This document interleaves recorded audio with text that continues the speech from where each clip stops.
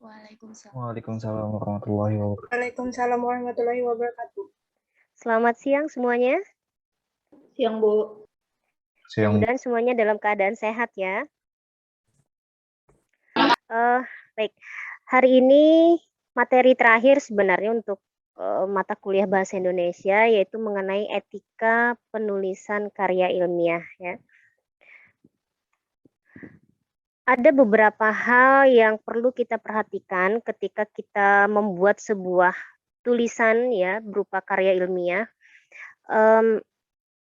Tentu kita juga harus mematuhi etika-etika apa yang sepatutnya ya dalam hal pembuatan sebuah tulisan karya ilmiah. Karena memang ketika kita menulis sebuah karya ilmiah ini tentu berbeda dengan tulisan fiksi. Misalnya ketika kita menulis novel ya. Nah, tulisan karya ilmiah ini punya karakter yang berbeda dengan tulisan fiksi. Jadi ada beberapa etika yang memang harus dipatuhi ya. Nah, ada 4 etika yang harus dipatuhi dalam hal penulisan karya ilmiah. Yang pertama itu adalah kejujuran. Kenapa kejujuran diperlukan?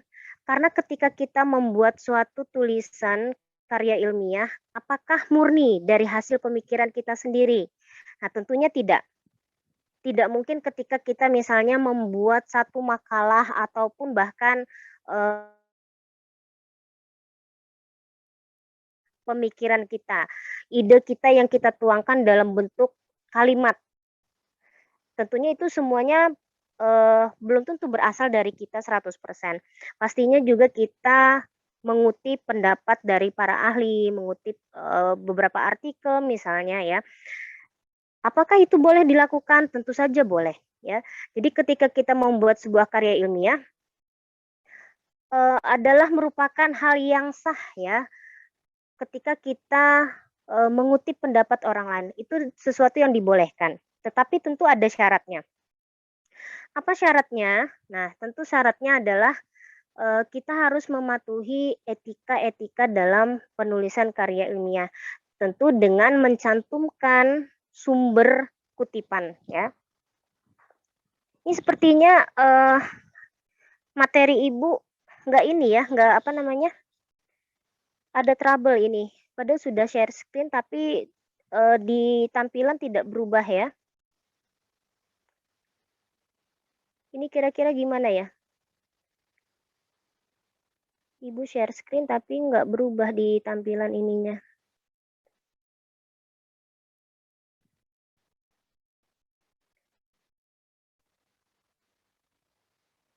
Oke.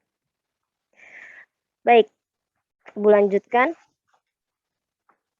Nah, tadi yang pertama tentu diperlukan adalah kejujuran ya. Jadi kejujuran akademik dalam penulisan sebuah karya ilmiah ini adalah sesuatu hal yang mutlak dan harus dilakukan. Nah, karena memang dari dari tulisan kita itu tentu tercermin dari adanya pencantuman sumber referensi, kemudian ada data hasil penelitian, kemudian lagi metode penelitian. Kalau misalnya dalam membuat sebuah tulisan karya ilmiah, ketika kita tidak melakukan kejujuran, nah ini tentu nanti akibatnya itu adalah terjadi pelanggaran hak cipta ya maupun juga tindakan plagiarisme. Nah, kalau untuk misalnya tugas makalah ya, banyak sebenarnya mahasiswa itu yang terkadang ketika diberikan tugas makalah oleh dosen, mereka cari artikel di internet, nah tinggal di kopas ya, tanpa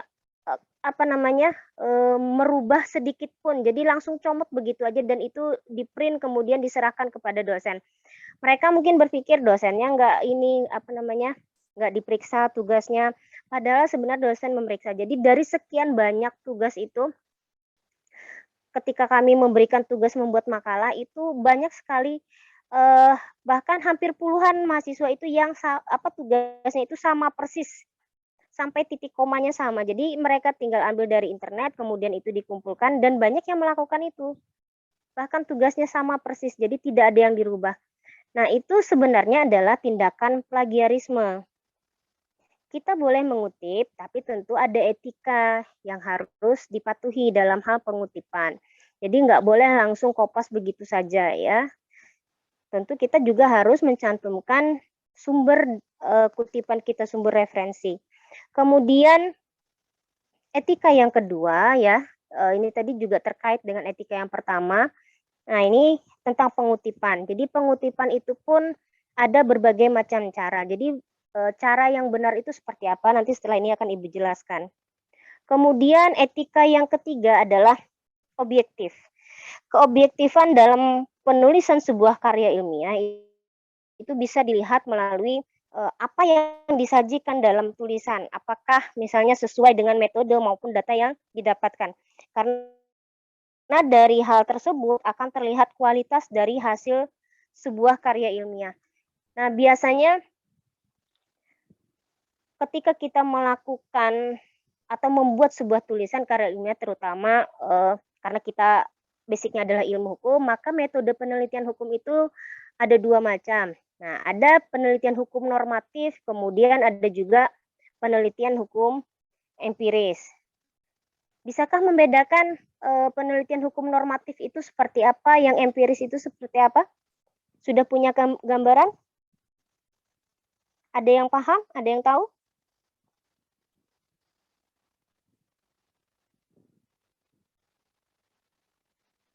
Pernah mendengar metode penelitian hukum normatif atau penelitian hukum empiris?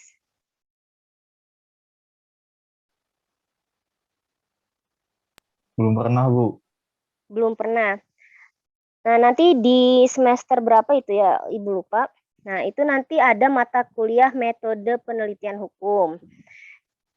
Nah, di dalam metode penelitian hukum, ada dua macam. Tadi yang Ibu sebutkan, yang pertama adalah penelitian hukum normatif, kemudian empiris.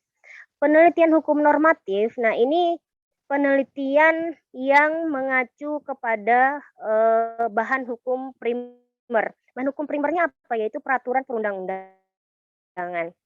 Jadi penelitian hukum normatif ini biasanya dilakukan dengan cara studi kepustakaan. Nah, berbeda dengan penelitian hukum empiris. Penelitian hukum empiris, nah ini berarti mereka akan mencari data itu bukan pada studi kepustakaan. Literatur tetap diperlukan, tetapi biasanya data itu dicari di lapangan. Nah, itu perbedaan penelitian hukum normatif dengan empiris. Nah, tetapi ketika melakukan baik itu penelitian hukum normatif ataupun penelitian hukum empiris, tentunya tidak terlepas dari literatur yang digunakan. Nah, caranya kita mengutip nanti dari literatur ataupun dari jurnal. Nah, itu tentu harus mematuhi etika-etika yang ada ya. Jadi etika penulisan karya ilmiah ini terkait sekali dengan sumber kutipan atau sumber data. Kemudian etika yang terakhir itu adalah tentang ketelitian. Jadi dalam menulis karya ilmiah, kita sebisa mungkin harus menghindari hal-hal teknis yang kemudian bisa menurunkan kualitas penulisan karya ilmiah. Misalnya tidak mencantumkan sumber referensi ataupun sumber kutipan ya.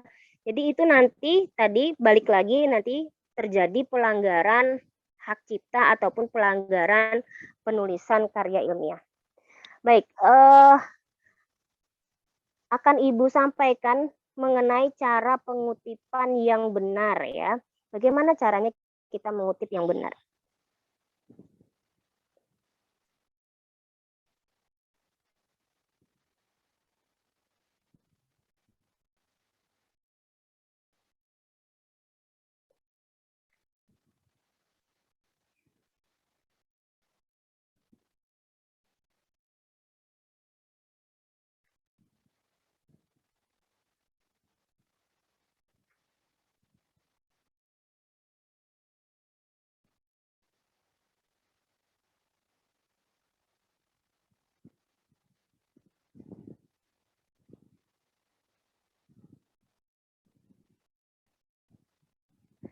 Nah, ini mohon maaf ada trouble. Sebenarnya di sini sudah share screen ya, sudah slideshow, tapi di tampilan sepertinya belum berubah ya. Insya Allah ini nanti materinya juga akan Ibu share melalui ketua kelas ya. Mudah-mudahan ini masih bisa bisa dilihat ya, padahal ini sudah slideshow tapi tampilannya tidak berubah. Baik.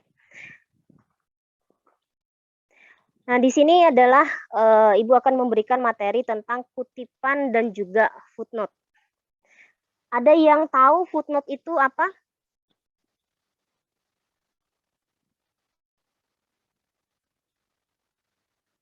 Tahu footnote itu apa? Catatan kaki, Bu. Catatan kaki. Biasanya di mana ditemukan? Di bawah halaman, Bu. Di bagian bawah halaman ya. Baik. Nah, kita bahas yang pertama dulu kutipan ya. Kutipan itu ada dua macam. Yang pertama adalah kutipan langsung dan yang kedua adalah kutipan tidak langsung. Apa itu kutipan langsung? Nah, kutipan langsung itu adalah kutipan yang sesuai dengan aslinya. Nah, karangan atau tulisan yang dikutip itu dengan mengambil secara lengkap kata demi kata, kemudian ataupun juga kalimat dari teks asli ya. Sebentar Ibu share melalui WA ketua kelas dulu ya materinya, karena sebenarnya tampilannya tidak berubah, kasihan nanti kalian kurang bisa memahami apa yang Ibu sampaikan. Mohon tunggu sebentar.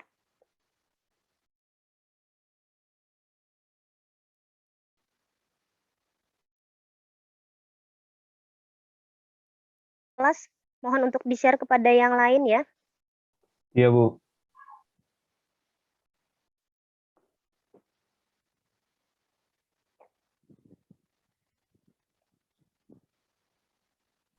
Sudah, Bu, sudah Kalau di-share. sudah, Sudah oke. dilanjutkan.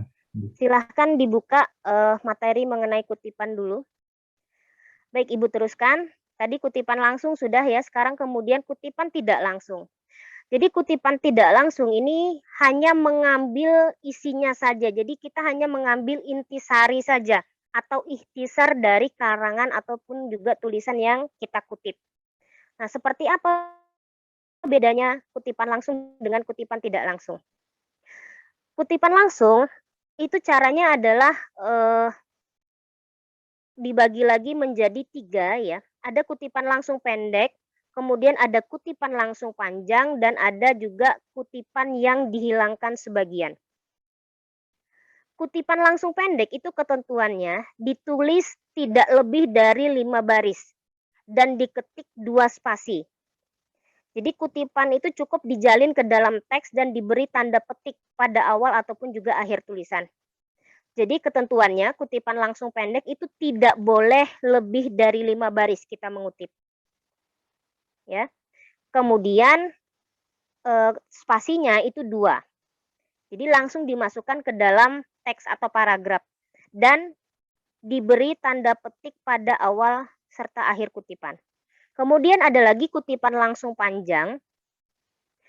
Jadi kutipan langsung panjang ini berarti adalah kutipan yang ditulis lebih dari 5 baris. Nah, syaratnya dia tidak boleh dijalin ke dalam teks atau tidak boleh dimasukkan ke dalam paragraf. Akan tetapi diberi tempat tersendiri. Jadi kutipan langsung panjang ini dia diketik dengan jarak 1 spasi. Berbeda tadi dengan kutipan langsung pendek ya. Kalau kutipan langsung pendek spasinya 2, kalau kutipan langsung panjang itu spasinya 1. Tanpa diberi tanda petik dan diketik dengan menjorok ke dalam sebanyak 7 ketukan. Kemudian yang ketiga adalah kutipan yang dihilangkan sebagian. Jadi biasanya ketika menulis sebuah karya ilmiah, kita kemudian mengutip dari sumber lain, tetapi mungkin hanya ada beberapa bagian yang ingin kita kutip. Nah, maka itu biasanya diberi tanda titik 3 kali pada awal pengetikan. Kemudian demikian juga kalau misalnya kita ingin mentiadakan satu kalimat atau lebih dalam kutipan tersebut, maka bagian itu harus diganti dengan titik-titik sepanjang baris. Nanti Ibu contohkan. Nah, contoh yang Ibu berikan, di situ ada sebuah paragraf ya. Diawali dengan kata filosofis dalam KUHP masih dipengaruhi oleh pemikiran aliran klasik, ya, dan seterusnya. Jadi bagian yang ibu cetak tebal, kemudian diberi tanda petik. Nah, ini adalah merupakan contoh kutipan langsung pendek. Jadi bisa dihitung, dia kurang dari 5 baris, di sini hanya 4 baris saja. Diberi tanda petik di awal dan di akhir kalimat. Tapi nanti kalau misalnya kalian membuat kutipan langsung pendek, ini tidak perlu dicetak tebal. Nah, Ibu mencetak tebal di sini hanya untuk menunjukkan bahwa ini adalah contoh kutipan langsung pendek, ya. Jadi kalau nanti kalian melakukan kutipan langsung pendek, itu cukup diberikan tanda petik seperti contoh, tidak perlu dicetak tebal, ya. Kemudian ingat jarak yang digunakan atau spasi yang digunakan itu adalah 2 untuk kutipan langsung pendek. Dan dia langsung dimasukkan atau dijalin ke dalam teks paragraf. Seperti contoh ini. Kemudian contoh selanjutnya, nah, ini adalah contoh kutipan langsung panjang.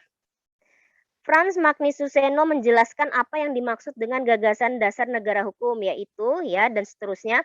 Nah, contoh di atasnya ini adalah kalimat teks paragraf, jaraknya 2 spasi, tetapi ketika kita menggunakan kutipan langsung panjang di bagian bawahnya, ini spasinya hanya 1. Nah, jadi dia letaknya menjorok ke dalam sebanyak 7 ketukan atau, ya, atau disejajarkan dengan kalimat awal paragraf. Jadi posisinya sejajar dengan kalimat awal paragraf atau 7 ketukan, menjorok ke dalam. Tidak perlu diberi tanda petik, ya. Kemudian ingat spasinya 1, itu adalah kutipan langsung panjang. Berbeda tadi dengan kutipan langsung pendek, ya, cara penulisannya. Nah, kemudian lagi contoh berikutnya, di slide berikutnya, ketika Undang-Undang Dasar 1945 diberlakukan pada awal berdirinya negara Indonesia dan seterusnya. Nah, ini adalah bunyi teks paragraf, ya. Kemudian contoh di bawahnya. Contoh di bawahnya ini sebenarnya dia adalah campuran dari kutipan langsung panjang dengan yang dihilangkan sebagian. Karena yang dikutip itu lebih dari 5 baris, maka berarti dia adalah berupa kutipan langsung panjang. Tetapi dia ada kalimat yang ingin dihilangkan, jadi hanya diambil sebagian, makanya kemudian diberi tanda titik 3 kali di awal dan di akhir paragrafnya. Jadi artinya si pengutip ini hanya ingin mengambil bagian ini saja untuk dimasukkan ke dalam paragraf. Jadi sebenarnya di bagian depannya itu masih ada kalimat dan di bagian belakangnya juga masih ada kalimat, tetapi itu dihilangkan, diganti dengan tanda titik 3 kali. Nah, kenapa di sini ada tanda petik? Padahal kan kutipan langsung panjang itu tidak perlu diberi tanda kutip. Tidak perlu diberi tanda petik. Tetapi di sini ada tanda petik di awal dan di akhir paragraf. Karena ini adalah menunjukkan dialog. Dialog atau kalimat yang disampaikan oleh Soekarno. Sehingga diberi tanda petik. Karena itu berupa dialog atau kata-kata. Ya, jadi ingat bedakan. Kutipan langsung pendek itu menggunakan tanda petik. Kutipan langsung panjang tidak menggunakan tanda petik. Tapi dalam hal contoh yang diberikan ini menggunakan tanda petik karena dia merupakan dialog dari Soekarno atau kata-kata dari Soekarno. Baik, Ibu lanjutkan lagi. Nah, di sini juga ada contoh, ya. Nah, ini juga contoh yang dihilangkan sebagian tadi. Nah, kemudian dalam Al-Qur'an surah At-Taghabun ayat 14 bahwa, nah, titik-titik, ya. Nah, di sini juga kenapa ada tanda petik, ya? Karena ini bunyi atau terjemah dari ayat Al-Qur'an, ya, sehingga kemudian perlu diberi tanda petik. Nah, tetapi di bagian depannya sebelum kata dan itu ada titik 3 kali. Nah, ini berarti sebenarnya menunjukkan di depan kata dan itu masih ada kalimat, tetapi bagian itu dihilangkan karena yang ingin ditunjukkan atau ingin dikutip itu hanya dari kata dan sampai dengan Maha Penyayang saja, ya. Nah, jadi itu adalah contoh dari pengutipan yang dihilangkan sebagian. Nah, kita lanjutkan pada cara penulisan kutipan tidak langsung. Kutipan tidak langsung, karena tadi kita hanya mengambil kesimpulan atau intisari saja ya, atau berupa ikhtisar. Jadi cukup diketik dan dijalin ke dalam kalimat teks tanpa diberi tanda petik dan diketik dengan 2 spasi. Kutipan tidak langsung ini biasanya kita mengutip tetapi tidak sama persis dengan kalimat teks aslinya. Kalau kutipan langsung kan itu sama persis dengan teks aslinya. Tapi kalau penulisan kutipan tidak langsung, nah ini biasanya kita mengambil kesimpulan saja kemudian kita utarakan kembali atau kita tulis kembali dengan kalimat kita sendiri. Tetapi kesimpulan atau intisarinya itu sama. Sehingga tidak perlu diberi tanda petik, langsung dimasukkan ke dalam kalimat teks ya. Nah, setiap kutipan itu biasanya harus diberi tanda kutipan dengan urutan angka Latin. Mungkin kalau kalian memperhatikan ketika membaca buku tadi yang ada footnote, terdapat footnote di dalamnya, nah itu biasanya ada terdapat angka di depannya. Jadi karena pengutipan itu harus diberikan urutan berupa angka ya. Nah, jadi dia diurutkan, diletakkan agak sedikit ke atas dari baris biasa. Nah, biasanya di komputer itu sudah otomatis ya seperti itu. Kemudian, kalau misalnya kita mengutip bunyi pasal ataupun ayat dari peraturan perundang-undangan, maka cara penulisan atau kutipan dari bunyi ayat ataupun juga pasal peraturan perundang-undangan itu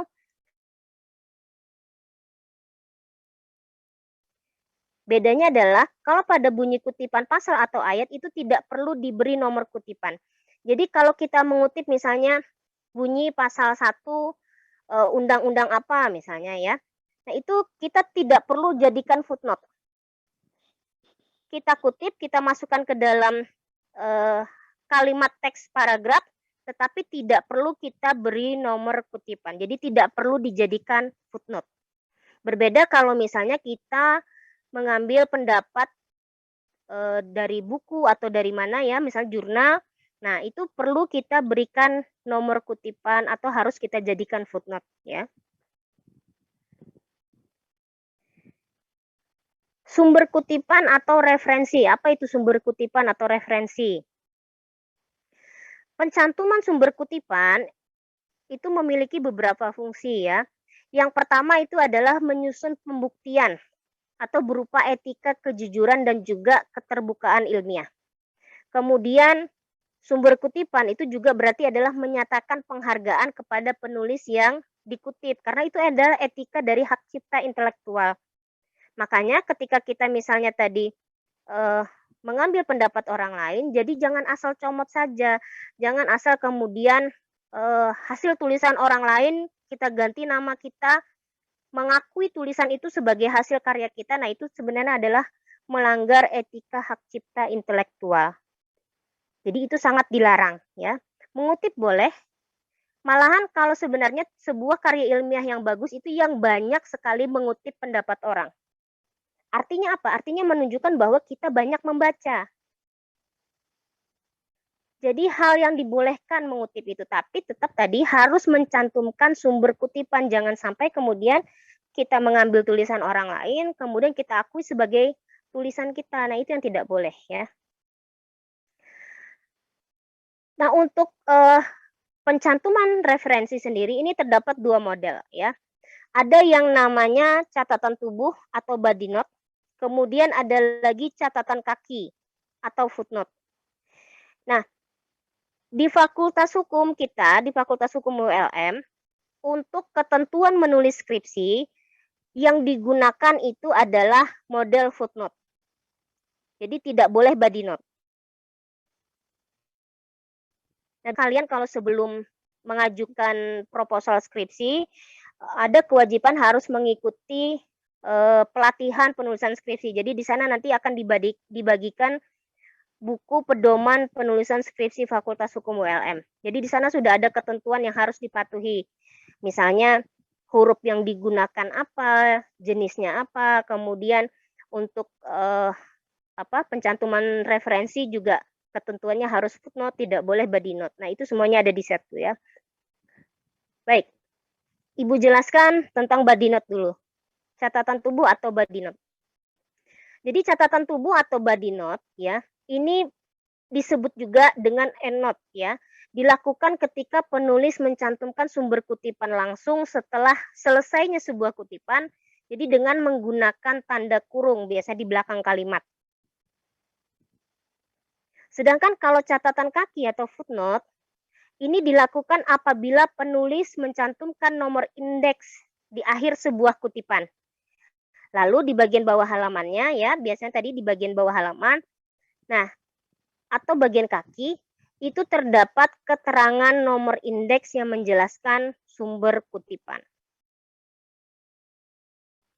Sebuah tulisan ilmiah itu harus menggunakan salah satu jenis penulisan referensi ya. Jadi harus konsisten. Artinya ketika kita membuat sebuah tulisan ilmiah, kita harus menentukan kita mau memilih body note atau yang footnote. Jadi harus pilih salah satu. Tidak boleh kemudian digabung dua-duanya.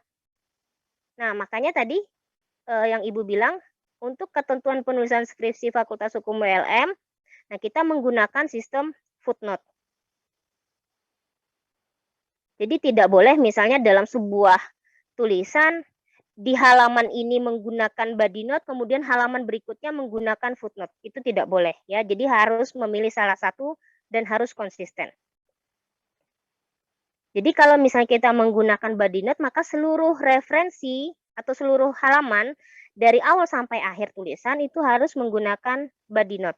Atau misalnya kalau kita menggunakan catatan kaki, jadi dari awal sampai akhir, nah itu harus menggunakan sistem footnote untuk penulisan referensinya. Ingat ya, jadi harus memilih salah satu dan harus konsisten. Jadi misalnya kalau kalian dapat tugas nanti ya, membuat makalah, jadi tanya dulu dosennya ketentuannya, apakah boleh bebas memilih antara body note atau footnote, atau dosen sudah menetapkan harus misalnya menggunakan footnote. Ya, jadi harus ditanya dulu supaya nanti kalian tidak keliru ketika menggunakan body note, ternyata dosen menginginkan sistemnya footnote ya. Nah, sekarang kita bahas yang footnote. Apa itu footnote ya? Jadi catatan kaki memiliki kelebihan dibandingkan dengan catatan tubuh atau body note. Apa kelebihannya? Jadi catatan kaki itu mampu menunjukkan sumber referensi dengan lengkap. Jadi kalau body note itu dia tidak lengkap. Nah, kalau catatan kaki ini sumber referensinya itu akan terlihat secara lengkap. Kalau dalam catatan tubuh atau body note yang ditampilkan itu hanya nama pengarang, kemudian tahun terbit serta halaman buku yang dikutip. Jadi kalau pembaca melihat ya, pembaca hanya akan menemukan nama pengarang, kemudian tahun terbit dan halaman, tetapi judul buku atau judul referensi yang digunakan itu apa tidak tahu. Jadi pembaca tidak akan tahu.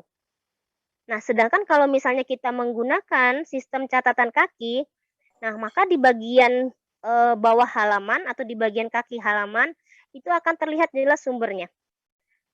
Ada nama pengarang, ada judulnya, ada tahunnya, kemudian buku itu diterbitkan oleh siapa, halaman berapa yang dikutip, itu semuanya bisa terlihat secara lengkap ya. Jadi kelebihan footnote dibanding body note ini adalah mempermudah pembaca dalam menelusuri sumber referensi. Nah, jadi selain sebagai penunjukan referensi, maka catatan kaki atau footnote itu bisa berfungsi untuk memberikan catatan penjelas yang diperlukan. Jadi terkadang juga catatan kaki itu tidak hanya menunjukkan sumber referensi, tetapi memberikan penjelasan terhadap mungkin di dalam kalimat itu ada hal yang perlu dijelaskan tapi tidak perlu dimasukkan ke dalam paragraf. Nah, sehingga kemudian diletakkan di bagian bawah atau sebagai footnote. Jadi catatan kaki ini juga dapat digunakan untuk merujuk bagian lain dari sebuah tulisan ya. Di slide berikutnya, nah ini ada contoh penulisan body note atau disebut juga dengan endnote ya. Jadi di sini ada dalam kurung Marlina, 2009, HLM itu berarti halaman ya. Jadi tidak perlu ditulis panjang halaman, jadi cukup disingkat. Biasanya juga kalau untuk penulisan halaman, ada yang menggunakan HLM, ada yang menggunakan singkatannya itu H. Nah, di sini Ibu memberi contoh HLM, karena di Fakultas Hukum kita, nah sistem yang digunakan itu adalah HLM singkatannya. Nah, di sini Marlina, 2009, HLM 73. Jadi halaman 73. Kita tahu dari body note ini, maka kita akan tahu berarti si penulis itu mengutip pendapatnya Marlina, ya.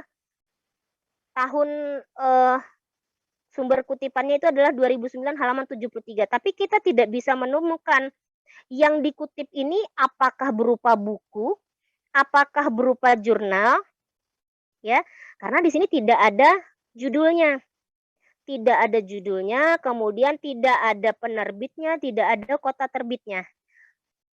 Nah, makanya dikatakan sistem body note ini tidak lengkap. Nah, kalau berdasarkan kelebihannya, maka catatan kaki itu tadi bisa berisi penunjukan sumber kutipan atau referensi, kemudian bisa sebagai penjelas, catatan penjelas, atau penunjukan sumber kutipan sekaligus catatan penjelas ya. Nah, di sini ada prinsip-prinsip dalam menuliskan catatan kaki. Nah, berisi keterangan tambahan ya, kemudian juga catatan kaki itu dicantumkan di bagian sebuah garis ya. Ini biasanya sudah otomatis kalau untuk di komputer ya. Tetapi biasanya programnya ini tergantung dari jenis komputer ataupun juga laptop yang digunakan ya. Jadi ada yang cukup dengan mengklik insert kemudian reference muncul footnote, tapi ada juga mungkin sistemnya yang agak berbeda. Jadi tergantung dari komputer atau laptopnya sendiri. Nomor footnote itu harus ditulis berdasarkan nomor kutipan tadi ya. Kemudian apabila kutipan diambil dari 2 atau lebih halaman buku ataupun juga tulisan, maka nomor halaman yang dikutip itu harus dicantumkan semuanya. Jadi kalau misalnya mengutip halaman, ada 2 halaman, halaman 11 dan halaman 12, maka keduanya harus dicantumkan. Jadi dari halaman 11 sampai dengan halaman 12. Jadi tidak boleh hanya salah satu halaman yang dicantumkan. Kalau memang kita mengutip dari 2 halaman, ataupun bahkan lebih, misalnya kita mengutip dari halaman 11 sampai halaman 15, maka tentu harus diberikan keterangan. Halaman 11 sampai dengan 15. Ya. Susunan pengetikan footnote itu sama dengan daftar pustaka. Nah, kecuali tentang nama penulis. Jadi nanti setelah ini akan Ibu jelaskan juga tentang daftar pustaka ya. Jadi perbedaannya itu ada pada penulisan atau pencantuman nama penulisnya. Kalau daftar pustaka itu nanti harus dibalik ya. Jadi kalau footnote itu tidak perlu dibalik. Nah, ini nanti bisa dibaca sendiri. Baik, nah ini adalah contoh. Bisa di slide halaman keberapa ini. Jadi ada contoh buku dengan 1 pengarang. Nah, di sana kita harus mencantumkan nama pengarang, kemudian titik ya. Kemudian tahun terbit, titik lagi, judul buku, titik lagi ya. Kota penerbit, titik 2, nama penerbit, koma, kemudian halaman. Kalau untuk penulisan footnote sebenarnya ada beberapa pendapat. Ada yang menggunakan ketentuan titik, ada juga yang menggunakan koma. Di sini Ibu memberikan contoh menggunakan titik. Kenapa menggunakan titik? Karena tadi sesuai pedoman penulisan skripsi di fakultas kita itu menggunakan titik. Sehingga yang Ibu berikan adalah menggunakan titik. Ya, jadi sebenarnya kalau untuk footnote ada sebagian yang menggunakan tanda koma, ada juga yang menggunakan titik. Jadi ingat, supaya tidak susah karena ketentuan di tempat kita menggunakan titik, jadi bisa menggunakan. Jadi setelah nama pengarang titik, kemudian tahun spasi dulu satu, kemudian tahun terbit titik, spasi lagi, baru kemudian judul buku. Nah, untuk judul buku itu harus dicetak miring. Ya, makanya di slide itu juga Ibu cetak miring untuk judul buku. Kemudian titik, spasi lagi, kota penerbit, baru kemudian titik 2, nama penerbit, koma, kemudian halaman. Nah, di bawahnya nama pengarangnya misalnya Marlina. Tahun terbitnya 2009. Kemudian judul bukunya adalah Peradilan Anak di Indonesia. Kemudian titik. Nah, kota penerbitnya Bandung. Kemudian titik 2, Revika Aditama, itu berarti adalah nama penerbitnya. Baru kemudian koma, HLM, titik ya.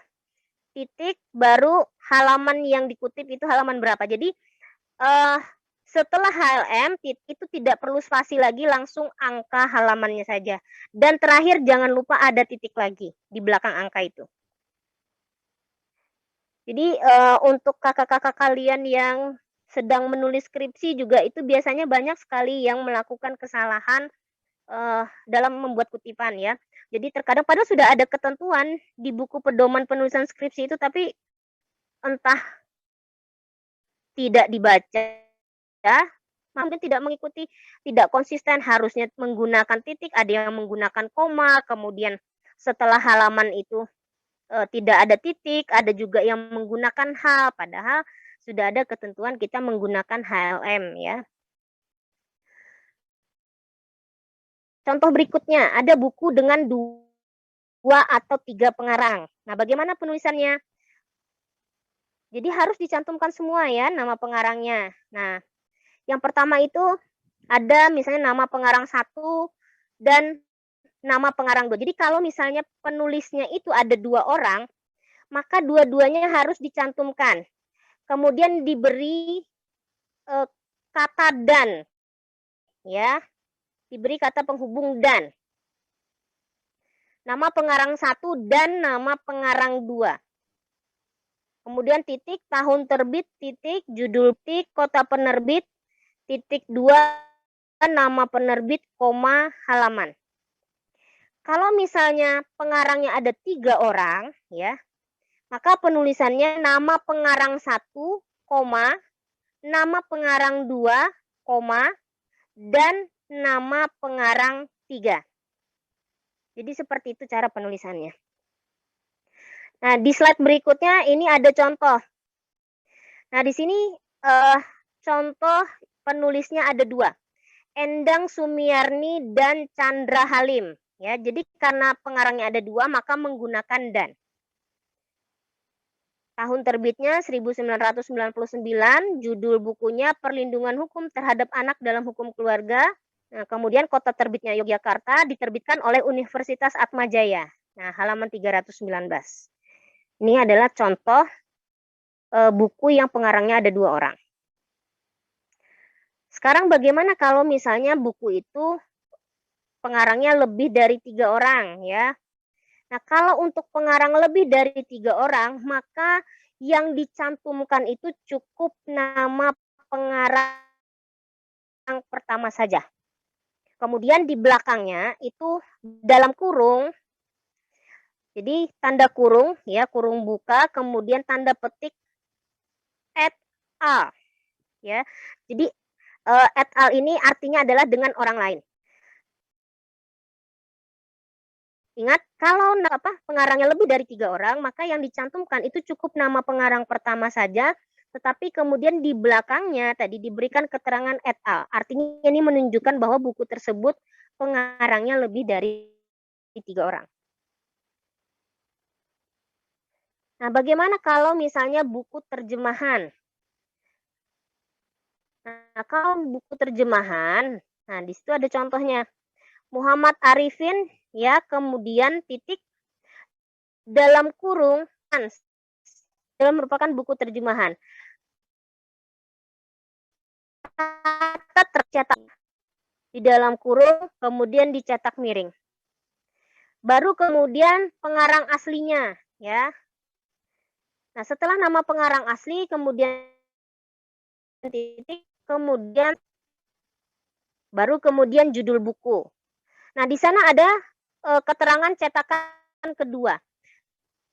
Kalau misalnya di buku tersebut ada keterangan buku tersebut merupakan cetak berapa, maka itu harus dicantumkan setelah judul buku sebelum terbit. Kalau memang di buku tersebut ada keterangannya buku yang keberapa. Jadi kalau tidak ada, nah tidak perlu dicantumkan. Jadi setelah judul itu langsung kemudian kota terbit. Tapi kalau ada keterangan cetakan keberapa, jadi cukup disingkat ya, cet.2. Itu berarti menunjukkan buku tersebut adalah cetakan kedua. Kemudian lagi, nah kalau contoh sebelumnya tadi adalah kalau misalnya kita mengutip sumber dari buku. Nah, bagaimana kalau misalnya kita mengutip sumber dari artikel? Nah, di sini juga ada Ibu cantumkan. Nama pengarang, ya. Setelah itu adalah judul artikelnya. Jadi urutannya itu berbeda dengan ketika kita mengutip dari buku. Kalau dari buku kan setelah nama pengarang, tahun terbitnya, baru judul bukunya. Nah, kalau ini berbeda. Jadi nama pengarangnya dulu, baru kemudian judul artikelnya. Ingat judul artikel dicetak miring. Kemudian baru tahun terbitnya. Setelah tahun terbit, nah di situ ada intersensia ya, dalam tanda petik itu adalah nama jurnalnya. Jadi ingat intersensia itu berarti adalah nama jurnalnya. Nama di situ. Baru kemudian di belakangnya ada keterangan, itu volume 1 2010 ya. Volume 1 tahun 2010. Kemudian setelah itu adalah keterangan halaman. Nah, kenapa di sini menggunakan page ya, artinya halaman? Karena ini biasanya merupakan jurnal internasional. Jadi mereka menggunakan bahasa Inggris. P itu berarti untuk keterangan halaman ya. Kalau misalnya kita menggunakan aturan yang biasa, P itu tinggal diganti saja HLM ya. Sesuai dengan ketentuan yang berlaku di tempat kita. Cukup menggunakan HLM. Jadi P-nya itu bisa saja diganti dengan HLM. Nah, kemudian ada lagi. Misalnya kita mengutip dari skripsi, tesis, ataupun juga disertasi yang belum diterbitkan. Karena biasanya ada tesis ataupun juga disertasi yang kemudian diterbitkan menjadi buku ya. Nah, tetapi bagaimana kalau misalnya kita mengutip dari skripsi, tesis, atau disertasi yang tidak dipublikasikan? Nah, biasanya adanya di mana? Di perpustakaan ya. Kita bisa lihat di perpustakaan itu contoh-contoh skripsi, tesis, atau juga disertasi. Nah, itu kan tidak diterbitkan. Nah, bagaimana cara mengutipnya? Nah, di sini sudah Ibu berikan contoh juga. Misalnya Kuntana Magnar ya, kemudian titik. Nah, ini judul apanya? Judul disertasinya. Jadi judul disertasi di sini diberi tanda petik ya. Nah, Ibu ini ketinggalan tanda petiknya di belakang. Harusnya tanda petiknya kan di depan judul dan di akhirnya. Nah, harusnya di sini ada tanda petiknya ketinggalan. Hubungan Dewan Perwakilan Rakyat dengan Presiden setelah perubahan Undang-Undang Dasar 1945. Pencarian bentuk dan isi. Nah, ini juga Ibu typo nih. Salah nih. Harusnya bentuk bukan bantuk ya. Jadi harusnya setelah isi itu tanda petik ya. Baru kemudian tahunnya. Jadi ingat ini tadi berbeda dengan ketika kita mengutip dari buku. Sumber dari buku. Baru kemudian di sini ada keterangan disertasi. Nah, berarti ini adalah sumbernya dari disertasi. Jadi disertasinya itu dicetak miring. Kalau pengutipan yang dari skripsi, tesis, atau disertasi, ini bukan judulnya yang dicetak miring. Kalau sebelumnya tadi kan yang dari buku atau misalnya dari artikel jurnal, itu judulnya dicetak miring. Nah, ini judulnya tidak dicetak miring, tetapi diberi tanda petik, kemudian keterangan skripsi, tesis, atau disertasi yang dicetak miring. Jadi ingat, perhatikan contoh yang Ibu berikan, bagian mana yang beri tanda petik, bagian mana yang cetak miring, nah itu harus diikuti ya. Jangan nanti dikira apa nanti ketika kalian foto itu cetak miring. Nah, jadi Ibu sesuai aturan ya. Jadi apa yang Ibu cetak miring di sini maka berarti yang harus dicetak ya. Kemudian baru kota. Nah, di sini ada program pasca sarjana karena memang disertasinya ini adalah berasal dari program pasca sarjana Pajajaran. Kemudian ada keterangan halaman 167. Nah, di belakang halaman itu ada T.D. Apa itu T.D? Jadi T ini adalah keterangan bahwa disertasi ini tidak diterbitkan. Makanya diberikan keterangan T.D. Tidak diterbitkan.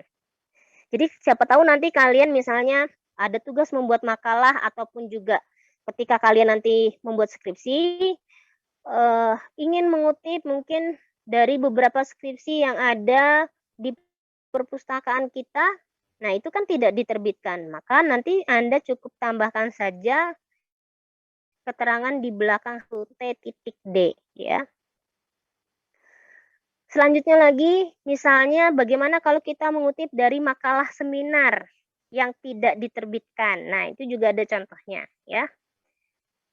Di sana Ibu contohkan ada muladi, kemudian judul makalahnya diberi tanda petik sama seperti tadi ya, sumber dari skripsi, tesis atau disertasi.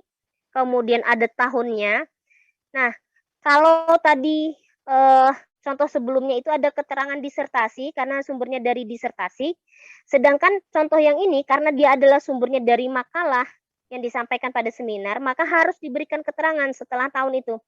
Makalah disampaikan pada seminar dan kongres ketiga Asosiasi Pengajar Hukum Pidana dan Kriminologi Indonesia. Nah, di Bandung tanggal 16 sampai 19 Maret 2008. Jadi harus diberikan keterangan itu.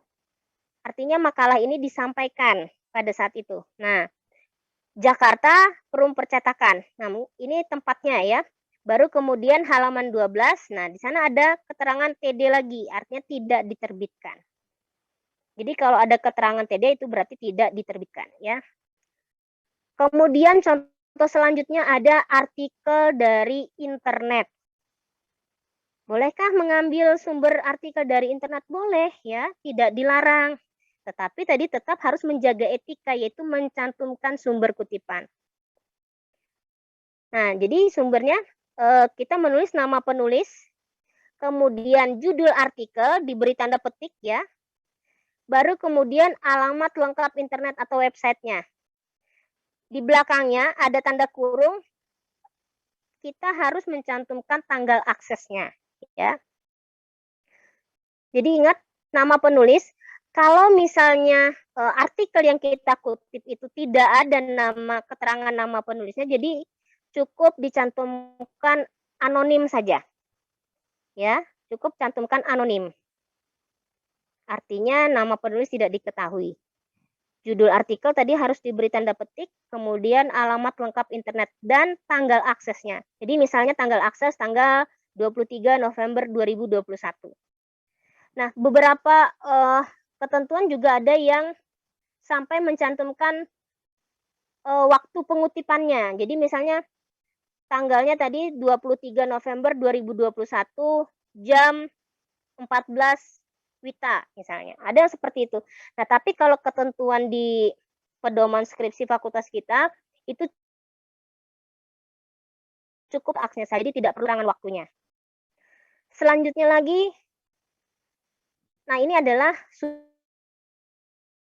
sumber pernyataan lisan. Nah, dari mana sumber pernyataan lisan? Jadi pernyataan lisan ini bisa dari ketika kita melakukan wawancara ya. Wawancara atau misalnya juga pidato. Nah, bagaimana cara pengutipannya? Jadi yang pertama itu mencantumkan nama narasumber, kemudian jenis pernyataan, apakah itu wawancara atau pidato, baru kemudian tanggal pernyataan dilakukan. Nah, ini ada lagi contoh referensi dari sumber kedua. Apa itu referensi dari sumber kedua? Keterangan lengkap sumber pertama, yaitu sesuai dengan aturan catatan kaki. Jadi biasanya ada seperti dikutip oleh. Nah, dikutip oleh. Biasanya kita kalau membaca buku itu ada keterangannya dikutip oleh. Jadi keterangan ini berarti adalah merupakan keterangan dari sumber kedua.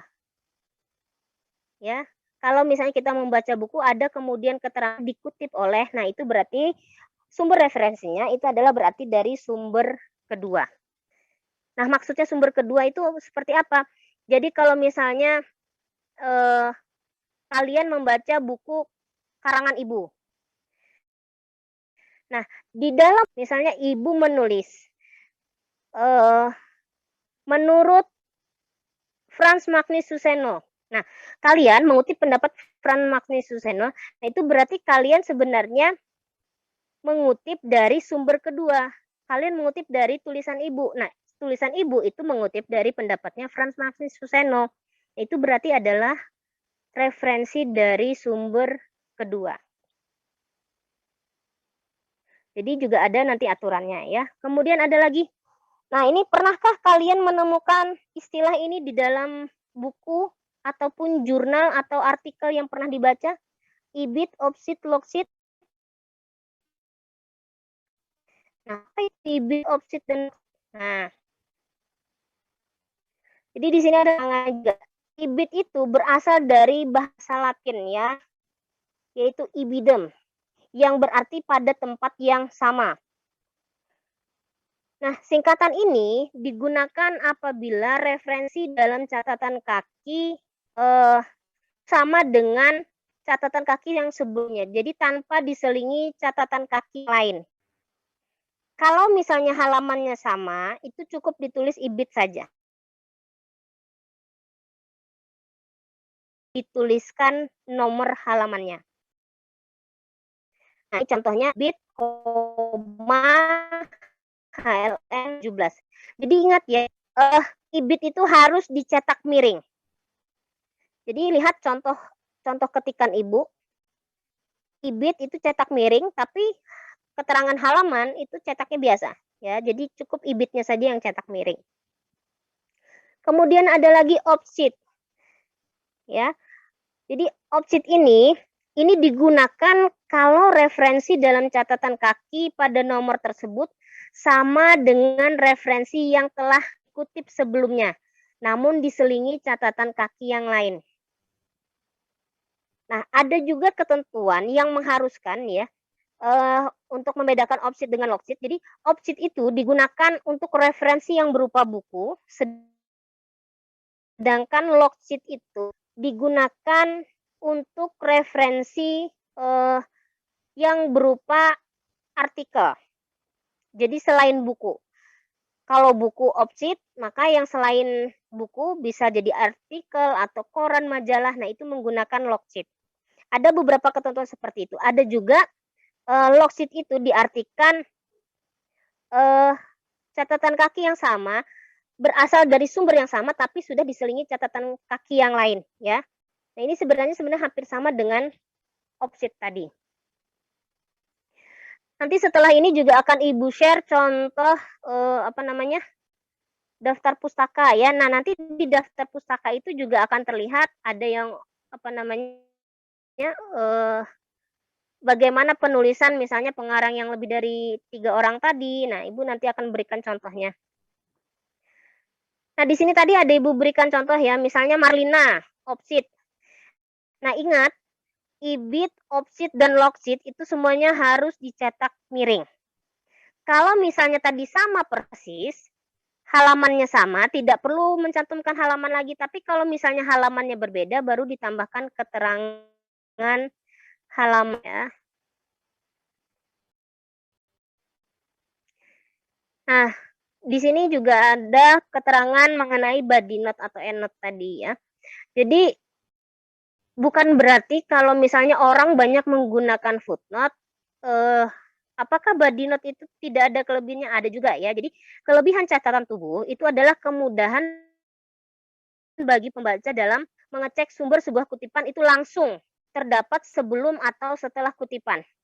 Jadi tanpa perlu melihat ke bagian bawah halaman lagi. Nah, kalau footnote itu kan ketika kita membaca, di akhir kalimat itu cuma ada keterangan angka. Misalnya angka 1, angka 2. Nah, itu menunjuk angka kutipan. Kita baru melihat ke bawah halaman. Kalau misalnya di sana angkanya 2, maka kita cari di bagian bawah halaman 2 itu berarti sumber referensinya apa. Nah, tetapi kalau body note, kita tidak perlu mencari ke bagian bawah halaman lagi. Di akhir kalimat ataupun di awal itu biasanya sudah langsung terdapat keterangan tadi. Tapi memang keterangannya tidak lengkap karena hanya mencantumkan nama, tahun, dan juga halaman.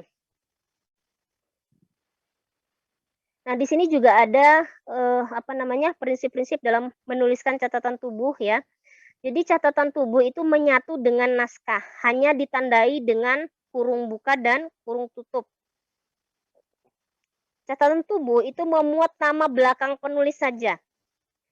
Jadi kalau misalnya kita mengambil atau mengutip pendapat dari Prof. Jimli Asidiki misalnya ya. Jadi kalau untuk footnote kita menulis nama panjangnya Jimli Asidiki. Sedangkan kalau dalam sistem body note kita cuma mencantumkan kata Asidiki saja. Jadi nama belakangnya saja ya. Tidak perlu ditulis secara lengkap Jimli Asidiki. Atau misalnya nama ibu cukup Ristiawati saja. Tidak perlu ditulis Trisni Ristiawati. Jadi hanya nama belakang saja yang ditulis ya. Kemudian tahun terbit tadi, baru kemudian halaman. Nah, untuk menulis catatan tubuh sendiri, ini ada 2 cara juga ya. Jadi ada yang nama penulis, tahun terbit, dan halaman itu berada dalam tanda kurung. Kemudian ditempatkan setelah selesai sebuah kutipan ya. Nah, ini berarti kutipan ini adalah merupakan akhir kalimat. Maka tanda titik itu ditempatkan setelah kurung tutup catatan tubuh. Tetapi ada juga ya, nama penulis itu menyatu dalam naskah tulisan. Jadi dia tidak berada dalam tanda kurung. Nah, baru tahun terbit dan halamannya yang berada dalam tanda kurung. Nah, di sana sudah ada juga Ibu contohkan ya. Jadi body note ini ada 2 juga cara penulisannya. Ada yang namanya tahun dan halaman itu dalam tanda kurung. Ada juga yang nama pengarangnya itu ditulis dulu baru kemudian dalam tanda kurung itu tahun kemudian halaman yang dikutip. Jadi di slide itu sudah Ibu contohkan semua bagaimana cara penulisannya. Jadi bisa Anda perhatikan, Anda nanti bisa membedakan ya. Nah, di sana juga ada Ibu contohkan bagaimana misalnya buku dengan 1 pengarang, bagaimana penulisnya ya. Jadi ini karena tadi body note itu ada 2 sistemnya atau cara penulisannya, itu sudah Ibu contohkan juga keduanya. Nah, pengarang dengan 2 atau 3 pengarang, buku dengan 2 atau 3 pengarang, di situ sudah dicontohkan juga. Kemudian bagaimana dengan banyak pengarang sudah dicontohkan juga di sana. Nah, kalau buku dengan banyak pengarang tadi ya, cukup pengarang pertama saja yang ditulis, baru kemudian ada keterangan et al. Tapi et al-nya di sini berbeda dengan et al pada penulisan footnote. Kalau tadi di footnote itu dalam tanda kurung, kemudian tanda petik et al ya. Sedangkan di sini tidak menggunakan tanda petik. Jadi cukup tulis et al saja. Nah, kemudian ada lagi contoh yang lain. Et al-nya bisa dihilangkan tapi diberi atau diganti dengan tanda koma. Jadi di sini setelah nama pengarang Ibrahim, kemudian ada 2 tanda koma. Nah, 2 tanda koma ini bukan berarti kesalahan ketik ya. Jangan kemudian nanti dikira ini kesalahan ketik kelebihan komanya. Nah, itu sebenarnya bisa menggantikan keterangan et al tadi. Jadi sebenarnya buku itu ditulis oleh banyak pengarang ya.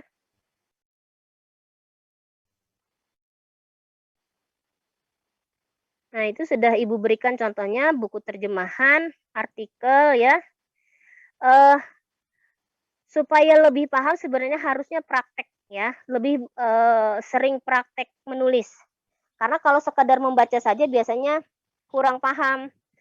Bahkan yang sedang menulis skripsi saja biasanya sering sekali melakukan kesalahan dalam penulisan footnote ataupun juga daftar pustaka. Jadi jangan dikira keliru dalam menulis footnote atau daftar pustaka itu tidak menjadi masalah. Kalau Anda sedang menulis skripsi, di ujian skripsi itu bisa dibantai oleh dosen hanya gara-gara kesalahan penulisan footnote ataupun juga daftar pustaka ya. Jadi itu sebenarnya penting. Jangan dikira itu tidak penting. Kenapa? Karena ini terkait di etika penulisan karya ilmiah ya. Baik, sampai di sini ada yang ingin ditanyakan dulu mengenai kutipan dan juga penulisan footnote. Silahkan. Izin bertanya, Bu. Silahkan. Yang di bagian footnote, skripsi, tesis, disertasi yang belum diterbitkan tadi, Bu. Yang Wagner hubungan Dewan Perwakilan Rakyat DPR dengan Presiden setelah perubahan Undang-Undang Dasar 1945. Nah, habis isi itu ditambahkan tanda petik terakhir, Kak, Bu? Iya, itu Ibu ketinggalan. Nah, terus yang di bagian HLM itu, Bu, spasinya 1 atau 2, Bu? Yang habis Universitas Pajajaran, koma, spasi HLM, titik. Nah, di situ itu spasinya 2. 1. Oh, 1. Sebenarnya ini HLM titik itu tidak pakai spasi ya. Sebenarnya tidak pakai spasi. Jadi HLM titik langsung angka halamannya. Baru kemudian titik. Nah, itu spasi lagi 1. Baru T titik D titik tanpa spasi. Oh, ya.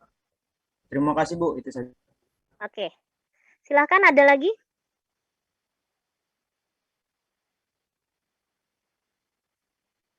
Nah, ini juga ya. Kalau misalnya kita tadi menulis HLM, pokoknya harus konsisten. H-nya itu huruf kecil. Kalau yang digunakan di fakultas kita, H-nya huruf kecil. Ada juga ketentuan lain di beberapa referensi yang lain, H-nya itu huruf besar. HLM, H-nya kecil. Karena ada beberapa, ada yang hal, ya misalnya hal, ada HLM, tapi hanya huruf besar itu ada juga. Pokoknya kita harus menggunakannya itu konsisten. Jadi kalau tadi misalnya kita menggunakan body note kah atau footnote kah, kemudian kalau misalnya juga kita sudah memilih salah satu penulisan HLM-nya misalnya untuk footnote ya, gunakan kalau misalnya menggunakan yang hanya huruf besar silahkan ya. Tapi kalau di tempat kita aturannya HLM dan huruf kecil semua. Silakan, ada lagi? Bu, izin bertanya, Bu. Silakan. Bagaimana caranya menulis footnote kalau sumbernya itu diambil dari undang-undang, misalnya pasal ini berhubungan pasal ini. Oke. Tadi kan Ibu sudah jelaskan sayang. Kita boleh mengutip keterangan pasal ataupun ayat dari undang, tapi tidak perlu dijadikan footnote. Dikutip artinya kita mengambil masukan ke dalam kalimat paragraf, tapi tidak perlu kemudian kita berikan nomor kutipan. Jadi tidak perlu ada keterangan footnote di bawahnya. Ya. Tadi di bagian atas ada tuh jelaskan juga. Kita boleh mengutip dari undang-undang. Bunyi ayat, bunyi pasal, tapi tidak perlu kemudian kita jadikan footnote. Jadi tidak perlu ada nomor kutipan, tidak perlu ada keterangan di bawahnya. Jadi cukup misalnya kita sebutkan di dalam paragraf misalnya sebagaimana bunyi pasal sekian undang-undang ini misalnya. Nah, langsung kita tulis saja di sana di dalam kalimat paragraf. Jadi tidak perlu dijadikan footnote, tidak perlu kemudian kita tulis sebagai footnote ya. Jadi perbedaannya itu. Ada lagi yang mau ditanyakan? Oh iya, satu lagi. Banyak sebenarnya biasanya mahasiswa itu yang keliru menulis undang-undang dasar dengan undang-undang biasa. Nah, apa perbedaannya? Kalau undang-undang dasar, ya, U-nya itu dua-duanya huruf besar. Kalau untuk kita menulis, jadi harus lengkap ya, Undang-Undang Dasar Negara Republik Indonesia tahun 1945. Ingat, huruf U-nya itu dua-duanya huruf besar. Tidak menggunakan tanda penghubung. biasanya banyak yang menggunakan tanda penghubung. Jadi kalau untuk Undang-Undang Dasar itu tidak menggunakan tanda penghubung, tidak menggunakan strip ya. Dua-duanya huruf besar. Nah, kemudian lagi ingat ketika kita membuat karya ilmiah tadi seperti yang Ibu katakan kita harus konsisten. Kalau misalnya kita menggunakan kepanjangannya Undang-Undang Dasar Negara Republik 1945 ataukah kita misalnya bisa memilih menggunakan singkatannya UUD RI tahun 95. Jadi cukup pilih satu. Kalau kita menggunakan singkatan dari awal sampai akhir gunakan singkatan. Tapi kalau kita ingin menulis kepanjangannya maka dari awal sampai akhir kita gunakan tulisan yang panjang. Jangan nanti misalnya halaman sekian Anda menuliskan panjang, di halaman yang lain Anda menuliskan singkatan. Nah, itu tidak konsisten. Ada pertanyaan lagi? Nah, itu tadi adalah penulisan dasar. Nah, bagaimana dengan undang-undang biasa yang bukan undang-undang dasar? Contohnya misalnya Undang-Undang Nomor 12 Tahun 2011. Atau misalnya Undang-Undang Nomor 1 Tahun 1974 tentang perkawinan. Nah, itu harus dituliskan lengkap. Jadi, Undang-Undang Nomor 1 Tahun 1974 tentang perkawinan. Jadi, perihal undang-undangnya itu juga ditulis. Jangan hanya misalnya menulis Undang-Undang Nomor 1 Tahun 74 saja. Karena kan pembaca itu tidak semuanya paham tentang undang-undang. Kalau Anda hanya menyebutkan kemudian nomor dengan saja, ini tentang apa undang-undang ini? Nah, pembaca kan tidak tahu. Sehingga makanya perlu diberikan keterangannya secara lengkap. Nah, penulisan undang-undang tadi yang Ibu bilang perbedaan undang-undang dasar, kalau undang-undang dasar tadi U-nya keduanya huruf besar, maka kalau penulisan undang-undang hanya U yang pertama saja yang huruf besar. U yang kedua itu huruf kecil dan menggunakan tanda penghubung. Ya. Jadi kalau undang U yang pertama saja huruf besar, U yang kedua huruf kecil dan menggunakan tanda penghubung. Jadi ini kebalikan dari undang-undang dasar. Kalau undang-undang dasar U-nya dua-duanya huruf besar dan tidak menggunakan tanda penghubung. Nah, seperti contoh yang Ibu sebutkan. Undang-Undang Nomor 1. Nah, nomornya itu juga ditulis panjang ya, nomor 1 tahun T-nya itu huruf besar. Nomor itu juga N-nya huruf besar. Nomor 1 tahun ya, tadi Ibu bilang T-nya huruf besar 1974 tentang kawinan. Nah, kalau tentang T-nya huruf kecil. Ya. T-nya huruf kecil, tentang itu T-nya huruf kecil. Kalau tahun T-nya huruf besar. Kemudian perkawinan, P-nya huruf besar. Jadi kalau undang-undang itu tentang apa? T-nya huruf kecil, maka kemudian keterangan di belakangnya setiap kata itu ada diawali dengan huruf besar.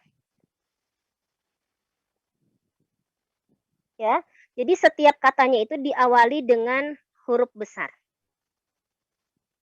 Nah, itu banyak juga itu mahasiswa yang keliru dalam penulisan membedakan undang-undang dasar dengan undang-undang biasa. Ya. Jadi ingat sekali lagi, undang-undang biasa U yang pertama saja yang huruf besar, U yang kedua huruf kecil. Gunakan tanda penghubung. Kemudian nomor itu jangan disingkat, ditulis secara lengkap, jangan no titik ya, jangan. Nomor ditulis, kemudian nomor 1 tahun T-nya huruf besar 1974 tentang T-nya huruf kecil. Nah, perkawinan P-nya huruf besar. Seperti itu, ya. Jangan sampai keliru. Terkadang kita meremehkan hal yang seperti itu, dianggap sama ya, sebenarnya berbeda. Aturan dalam aturannya itu sebenarnya berbeda tulisannya. Silakan pertanyaan terkait kutipan ataupun juga footnote. Kalau tidak ada, Ibu lanjutkan dengan daftar pustaka ya, sedikit lagi daftar pustaka. Nah, sebenarnya penulisan footnote dengan daftar pustaka itu sama, hanya sedikit perbedaannya. kalau kita menuliskan footnote, nama pengarangnya tidak perlu dibalik. Misalnya Jimli Asidiki. Kita tulis Jimli Asidiki. Tapi kalau untuk penulisan daftar pustaka, maka nama pengarang itu harus dibalik. Jadi penulisannya Asidiki, Jimli. Kalau misalnya seperti nama Ibu Risni Ristiawati, maka di dalam daftar pustaka penulisannya adalah Ristiawati, Risni. Nah, itu kalau pengarangnya 1 orang. Nah, bagaimana kalau pengarangnya 2 orang? Pengarangnya 2 orang, hanya nama pengarang pertama saja yang dibalik. Ya. Jadi kalau 2 orang, hanya nama pengarang pertama saja yang dibalik. Misalnya M. Ananta Firdaus dan Risni Ristiawati. Nah, bagaimana penulisannya? Kira-kira siapa yang tahu bagaimana penulisannya?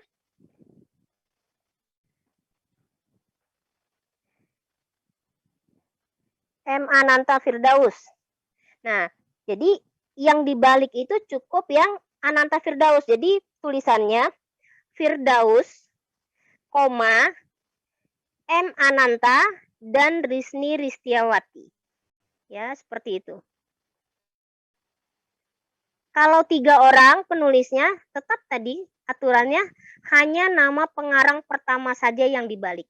Nah, begitu juga dengan pengarang yang lebih dari 3 orang, yang pengarangnya banyak.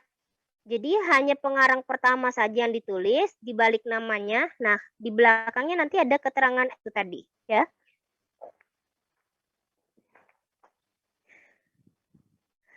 Nah, kemudian lagi kalau cara pengetikannya yang berbeda antara footnote dengan daftar pustaka, kalau tadi di baris pertamanya itu menjorok ke dalam, sama seperti kayak kita membuat paragraf baru.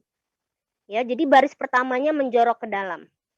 Sedangkan kalau untuk daftar pustaka, barisnya itu dari samping kiri, baru nanti baris berikutnya, baris kedua ataupun ketiga, itu menjorok ke dalam.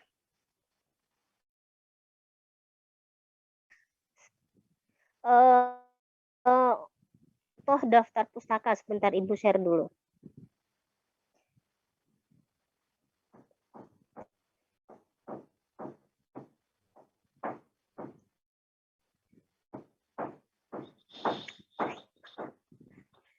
Bentar ya, agak lelet jaringan.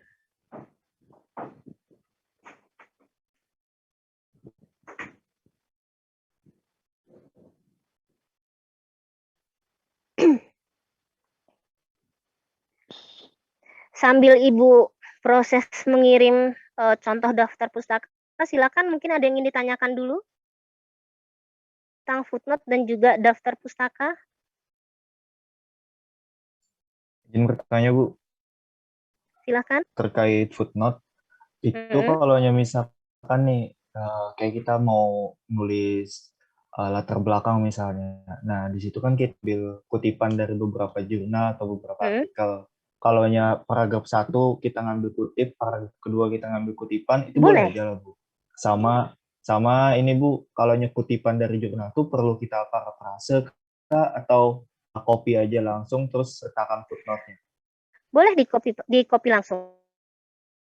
Itu tuh kada masalah lah, Bu, atau pernah jadi masalah di plagiarismenya, Bu. Nah, tadi kan makanya ada kutipan langsung pendek, ada kutipan langsung panjang. Memang nanti kalau plagiarisme, jangankan untuk yang seperti itu ya, undang masukkan misalnya mengutip Undang-Undang Nomor Tahun 74 tentang undang-undang saja itu sudah kena lagi. Nah, nanti sebenarnya ada triknya bagaimana supaya mengurangi ya ataupun juga menghindari Turnitin itu, biasa Turnitin ya, cek Turnitin seperti itu. Nah, itu trik-triknya banyak sekali di internet ya, boleh dilihat. Tapi sebaiknya memang ada yang perlu diparafrase, ada juga yang cukup dimasukkan saja. Coba saja dulu dimasukkan yang aslinya seperti apa. Nanti kan ke Turnitin itu akan ketahuan. Nah, yang penting dulu etika kita yang kita mencantumkan sumber referensi. Nggak masalah, nggak parafrase. Jadi cukup kita copy langsung masukkan, tapi tetap harus kita berikan sumber referensi. Nah, kecuali nanti kalau itu menjadi masalah, boleh nanti kita rubah. Karena kami pun ketika Ibu dengan Pak Ananta kemarin juga membuat jurnal seperti itu. Kita mengutip, mencantumkan sumber kutipan, itu sebenarnya tidak masalah, tapi terkadang kata undang-undang saja itu kena Turnitin. Nah, jadi memang ada dikasih juga nanti triknya bagaimana cara menghindari Turnitin. Nah, itu banyak sekali video-videonya itu di YouTube, Anda bisa lihat ya. Tapi nggak masalah, cantumkan saja dulu. Yang penting kita boleh kemudian menghilangkan sumber kutipan itu, karena banyak sekali mahasiswa membuat skripsi seolah-olah ya itu kata-katanya, seolah-olah itu pikirannya, padahal sebenarnya itu dia mengutip. Justru sebenarnya kita semakin banyak mengutip, semakin banyak sumber kutipan yang kita cantumkan di situ, artinya kita banyak membaca.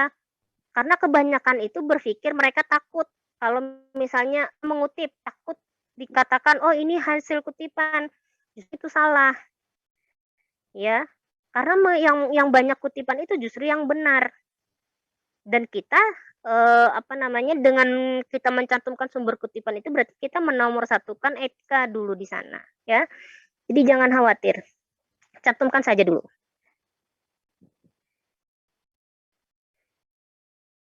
Sebentar, ini masih proses lagi, agak lambat. Ibu izin bertanya, Bu. Silakan. Kalau ini yang tentang penulisan tuh, Bu, Mm-mm. yang bertambah dengan kawan-kawan itu kayak apa maksudnya, Bu? Oh, dengan kawan-kawan. Nah, itu berarti pengarangnya lebih dari 3. Nah, kalau menurut aturan yang digunakan itu tadi yang et al itu tadi. Tapi ada juga orang yang menulis menggunakan DKK dan kawan-kawan. Padahal kalau menurut aturan yang benar itu adalah et al. Et al itu gantikan dan kawan-kawan, artinya banyak orang. Ya. Ada juga kadang penulis yang hanya menggunakan DKK. Sudah di-share ketua kelas daftar pustaka sudah, yang Bu. Ibu. Nah, di sana ada Sudah. contoh tuh, ya. Jadi di sana ada contoh daftar pustaka. Nah, bisa dilihat ya masing-masing, silahkan dibuka, diperhatikan file yang Ibu. Misalnya contoh yang pertama, di sana Aji, Omar Seno. Nah, ini sebenarnya nama orangnya adalah Omar Seno Aji, tapi karena harus dibalik, jadi ingat nama yang di belakang itu ditaruh di depan, kemudian diberikan tanda koma, baru kemudian namanya yang awal ya, Omar Seno. Begitu juga tuh di bawahnya. Nama penulisnya itu harusnya Harun Al-Rasyid. Tapi karena harus dibalik, jadi keterangannya adalah Al-Rasyid, Harun. Nah, di bawahnya lagi ada Alwi, Hasan. Kemudian ada et al. Nah, ini berarti adalah buku ini ditulis oleh lebih dari 3 orang pengarang. Ya. Ingat, buku itu harus dicetak mirip. Kalau misalnya tadi ada keterangan cetakan keberapa, maka harus dicantumkan setelah judul, ya. Daftar pustaka itu tidak lagi menggunakan halaman. Jadi orang biasanya ya, supaya mudahnya, yang dari footnote kemudian dikopinya menjadi daftar pustaka, tapi kemudian nggak diedit lagi, karena di footnote itu kan ada keterangan halaman. Sedangkan di daftar pustaka itu tidak ada keterangan halaman. Jadi ada yang karena dia malas, dia copy, tapi nggak dicek ulang. Padahal seharusnya di daftar pustaka itu tidak boleh ada keterangan halaman. Harusnya diedit lagi, halamannya dibuang ya. Kemudian nama pengarang dibalik. Nah, itu perbedaannya antara footnote dengan daftar pustaka. Nah, ingat tadi yang Ibu bilang penulisan daftar pustaka dimulai dari kiri ya, baru kemudian baris berikutnya itu menjorok ke dalam. Nah, berbeda dengan daftar pustaka. Kalau daftar pustaka baris pertamanya yang menjorok ke dalam. Kemudian baris berikutnya itu dari ya. Nah, di sini ada juga contoh apa itu yang garis-garis ya setelah asidiki ya, setelah jimli asidiki. Ada garis-garis. Nah, ini menunjukkan bahwa buku ini ditulis oleh penulis yang sama. Siapa? Yaitu Prof. Jimli Asidiki. Nah, jadi karena bukunya ini dikarang oleh satu orang, beberapa judul ini, cukup satu kali saja di atas kita menulis Asidiki, Jimli itu. Nah, di bawahnya, nama Prof. Jimli ini diganti dengan garis-garis seperti ini saja. Garis putus-putus seperti ini. Dan ingat, kalau misalnya buku itu dikarang oleh satu orang, kita urutkan ya, kita urutkan sesuai dengan tahun mana yang lebih dahulu terbit. Nah, ini yang paling atas 2002, kemudian setelah itu 2004, baru 2005, 2006 ya. Nah, seperti itu. Ada kemudian 2007. Jadi ingat, namanya cukup sekali saja ditulis. Yang berikutnya diganti garis putus-putus, tapi tahunnya itu harus diurutkan. Kemudian juga untuk daftar pustaka, ini penulisannya harus diurutkan sesuai abjad. Jadi mengurutkan sesuai abjadnya itu yang setelah nama pengarangnya dibalik.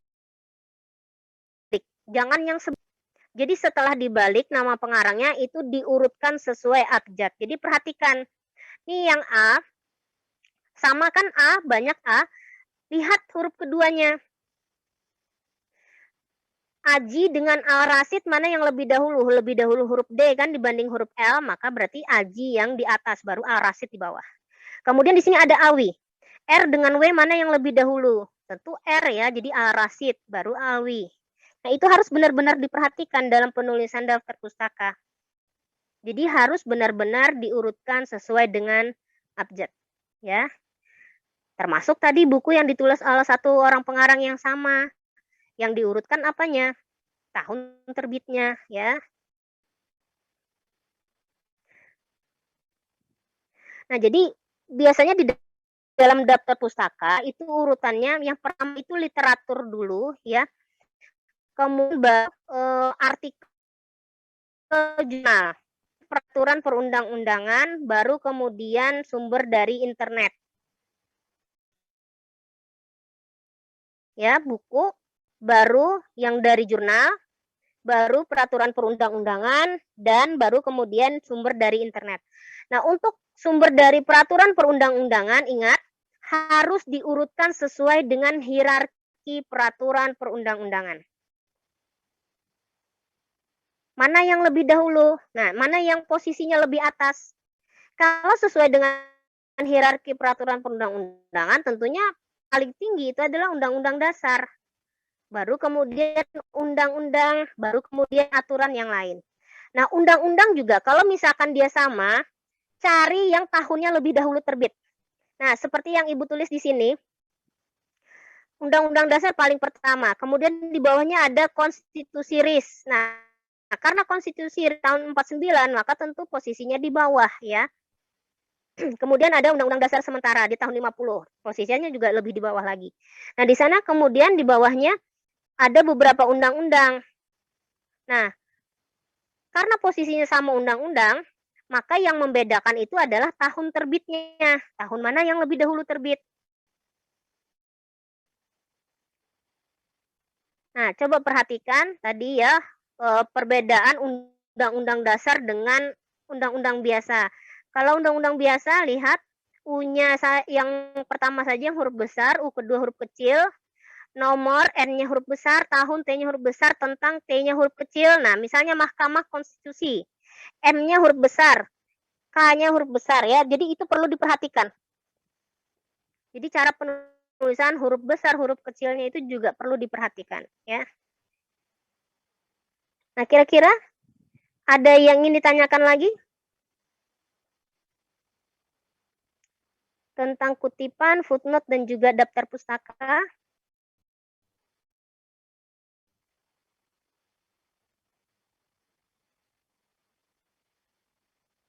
Mudah-mudahan bisa dipahami ya.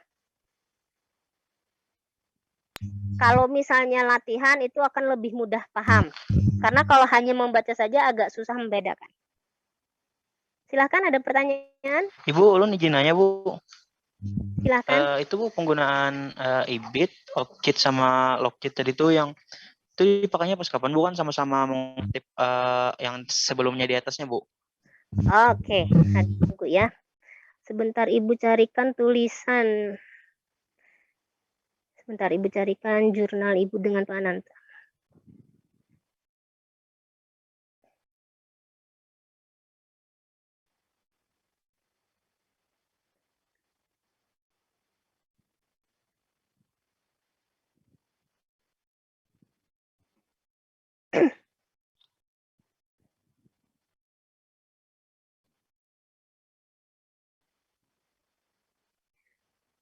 Sebentar ya, Ibu carikan contohnya dulu.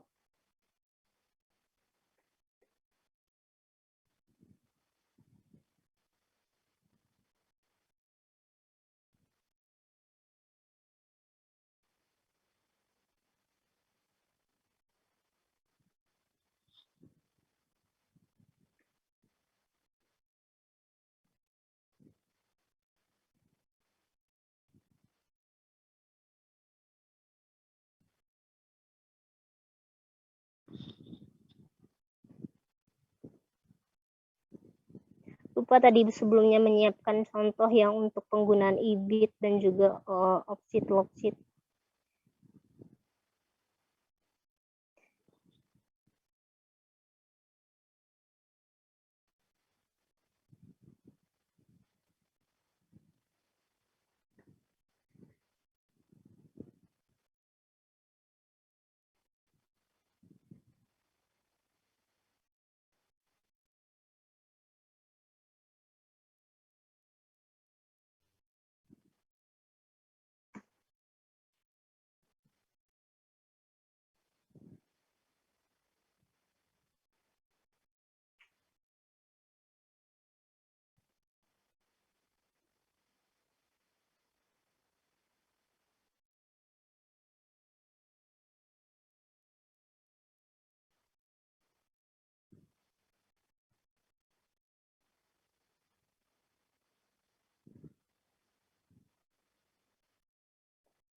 Mohon maaf, tunggu sebentar ya.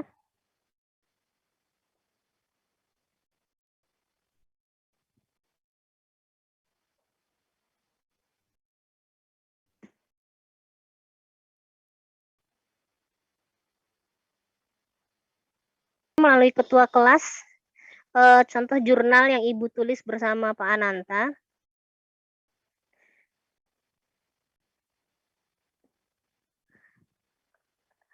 Bisa dibuka ya jurnalnya. Coba buka halaman bagian pendahuluan ya, bagian pendahuluan. Nah, di sana ini sistem yang digunakan oleh jurnal ini berbeda ya aturannya.